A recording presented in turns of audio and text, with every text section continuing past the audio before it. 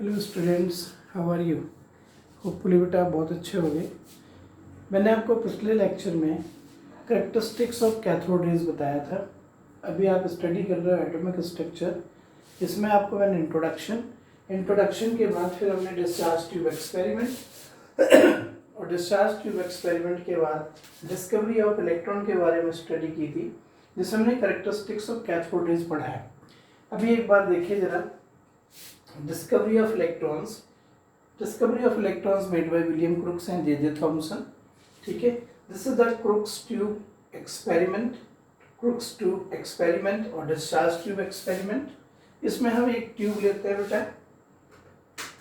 This is the tube nearly 80 to 90 centimeter long, filled with a gas at very low pressure, nearly 10⁻² to 10⁻³ mm of mercury, fitted with electrodes, negative end, positive end. Negative end is cathode, positive end is anode. Fitted with the vacuum pump to adjust pressure inside the tube.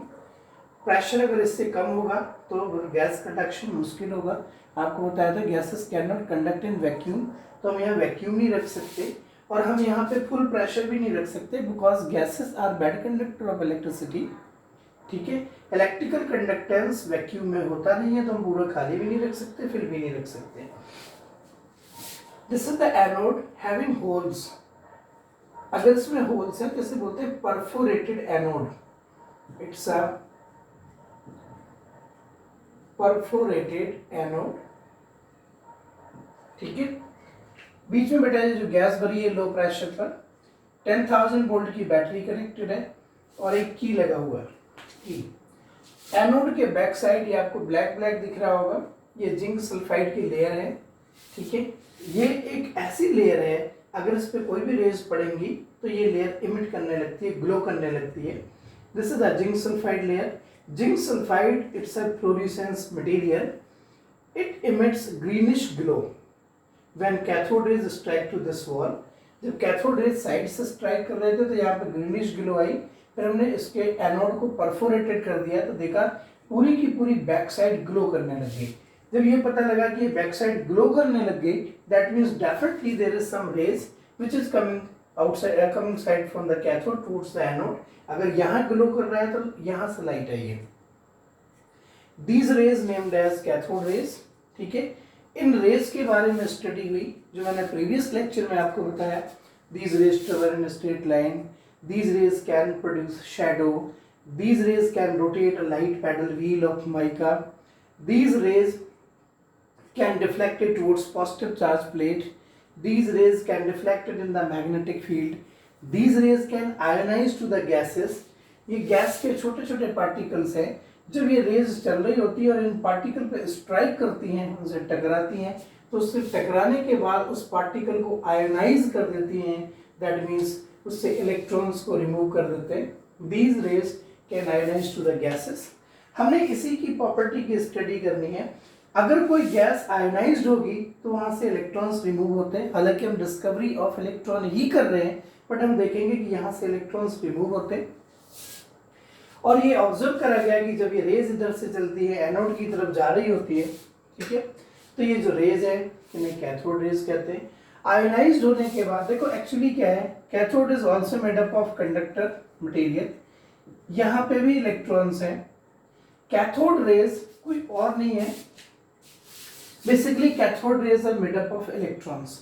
Electrons are particle, और जब ये particle high speed से जाकर के बीच में gas के molecules को hit करते हैं तो इनमें मास भी है, एनर्जी भी है। हमने देखा था लाइट पैडल व्हील को रोटेट कर सकते हैं, तो ये गैसेस को आयोनाइज भी कर सकते हैं। बट गैसेस बहुत ज़्यादा नहीं होनी चाहिए। मतलब अगर ये गैसेस 1 एटमॉस्फेयर प्रेशर पे होंगे तो कंडक्शन ही नहीं होनी, और अगर वैक्यूम की तरफ जाएंगे तो भी कंडक्शन नहीं होनी। So at this low pressure these rays start moving from the side of cathode towards the anode, and these rays can ionize to the gases. That means can remove electrons from the gas particles. In this way particles strike to the gas and electrons are removed. So basically cathode rays are nothing. Cathode rays are the beam of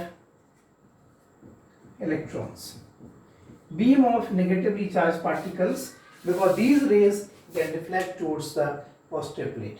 Ultimately, it is observed that cathode rays originated from the cathode, यहाँ से तो निकल ही रही है, as well as ionization के बाद बीच में ये इलेक्ट्रॉन्स बन रहे हैं ना, E दिख रहा है आपको.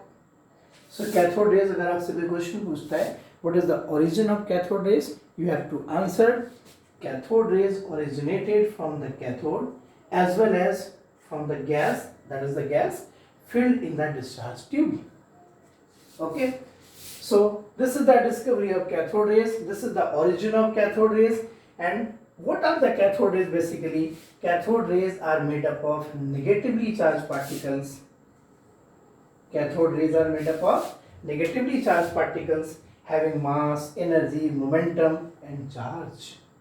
And these particles are called, J.J. Thomson called these particles of cathode rays as electrons. And due to negative charge, these rays are also known as negative rays. These rays known as cathode rays, or these rays are made up of electrons. These negative charge particles, J.J. Thomson called them negatrons.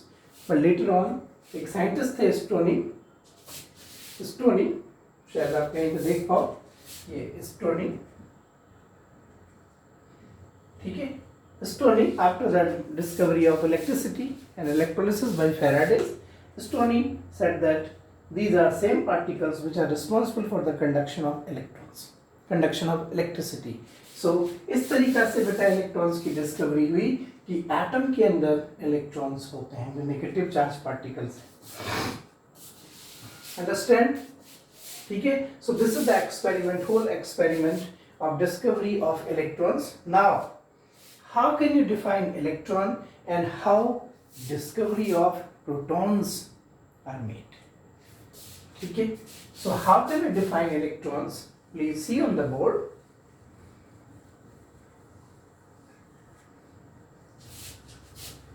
How can you define electrons? मैं इस experiment के basis पर आपको electrons के बारे में बता रहा हूँ. इलेक्ट्रॉन्स को डिफाइन कैसे करेंगे बेटा? ठीक है. इलेक्ट्रॉन 1 मार्क्स में क्वेश्चन आ सकता है. It is a fundamental particle. It's a fundamental particle of the atom having -1 unit charge, that is -1.6. Minus इसलिए क्योंकि इन पे नेगेटिव चार्ज होता है इलेक्ट्रॉन पे, एंड दिस चार्ज इज -1.6 10 पर -19 कूलम. 1.6 into 10 पर -19 coulomb. This charge is discovered by, we will discuss later, oil experiment. This charge is discovered by Millikan's oil drop experiment. We will discuss what is this experiment. ठीक है. And mass of electron is found to be 9.1 10 per -31 kg, which is nearly mass of electron nearly 1/1837 times that of mass of hydrogen atom. Basically उस time पे hydrogen सबसे छोटा element था, सबसे lighter element था. So mass of electron is compared with the mass of hydrogen atom, and it is found that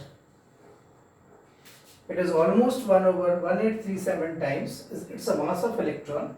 Mass of hydrogen atom का इतने part था. It's a very small part. It means we can say कि जो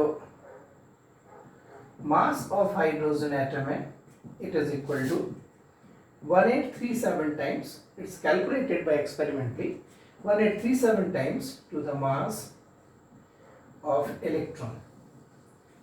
This observation given by J.J. Thomson. So इस तरीका से बेटा electron के बारे में स्टडी की गई. It's a fundamental particle. Fundamental particles are those which have mass as well as charge both. ठीक है, और energy. So how can you define an electron? Discovered by cathode ray experiment. Electrons are nothing. Electrons are the particles present in the cathode ray beam. Cathode rays originated from the cathode as well as from the gas filled in the discharge tube at low pressure. Okay, these are electrons. J.J. Thomson called them first negatrons. Electrons, it is defined as a fundamental particle having -1 unit charge because we observe that cathode rays get deflected towards positive plate. अगर मैं इनके रे ये जो plate है, ये जो tube है, ट्यूब के अक्रॉस अगर मैं इलेक्ट्रिक फील्ड अप्लाई कर दूं, negative plate positive plate, then these rays start deflecting towards positive plate. That means these rays carry negative charge. And this negative charge on electron, this is the charge on electron, 1.6 into 10 to the minus 19, discovered by Millikan's oil drop experiment, we will discuss later.